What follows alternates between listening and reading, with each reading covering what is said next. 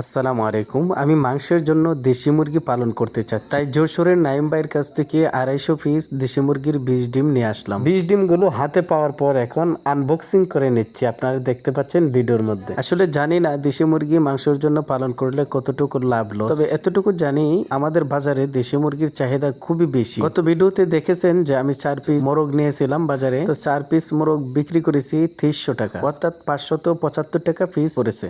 আর এগুলোর ওজন ছিল 1 কেজি প্লাস। তারপর ডিমগুলো জীবাণুনাশক দিয়ে আমি পরিষ্কার করে নিলাম। পরিষ্কার করা শেষ করে আমি সেটার ট্রেতে ডিমগুলো সাজিয়ে নিলাম। এখন আমার কাজ হচ্ছে ইনকিউবেটরে ডিমগুলো বসিয়ে দেওয়া। তো আল্লাহর নামে এই ডিমগুলো ইনকিউবেটরে দিয়ে দিচ্ছি। জানি না ভাগ্যে কি আছে, আপনারা সকলেই দোয়া করবেন যেন আল্লাহ তাআলা আমাকে এই ব্যবসায় সফলতা দান করেন। আর আপনারা জানেন যে এই ইনকিউবেটরটি আমার নিজের হাতে তৈরি করেছিলাম। তো আলহামদুলিল্লাহ এর আগে আমি বিগত দিনে অনেকগুলো ডিম এই মেশিন দিয়ে ফুটিয়েছি। আল্লাহর রহমতে আমি 95% হেসিং রেট পেয়েছি। আল্লাহ তাআলার কাছে হাজারো শুকরিয়া যে আল্লাহ তাআলা আমার নিজের হাতে তৈরি করা এই মেশিনে 95% হেসিং রেট দিয়েছে। আর আমার অনেক দিনের স্বপ্ন ছিল যে আমি খামার করব। তো প্রথমে চিন্তা ভাবনা ছিল যে আমি পোল্ট্রি খামার করব। তারপর দেখলাম যে পোল্ট্রি খামার করতে গেলে অনেক টাকার পুঁজির প্রয়োজন। তো আমার এত পরিমাণ পুঁজি নেই যে আমি পোল্ট্রি সেক্টরে যাব। তাই কোয়েল পাখি দিয়ে আমি শুরু করেছিলাম। 19 পিস কোয়েল পাখি দিয়ে আমি শুরু করেছিলাম।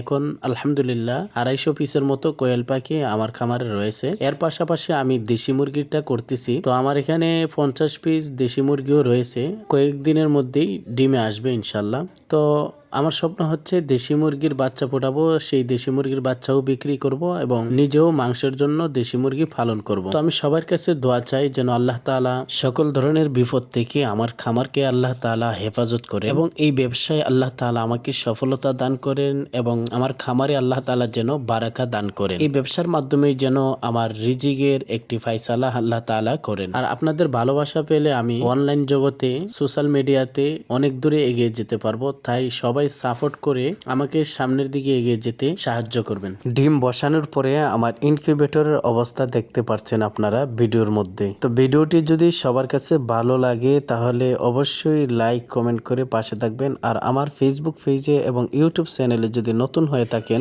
তাহলে অবশ্যই সাবস্ক্রাইব করে ফলো দিয়ে পাশে থাকবেন। সবাই সুস্থ থাকবেন, ভালো থাকবেন। আল্লাহ হাফেজ।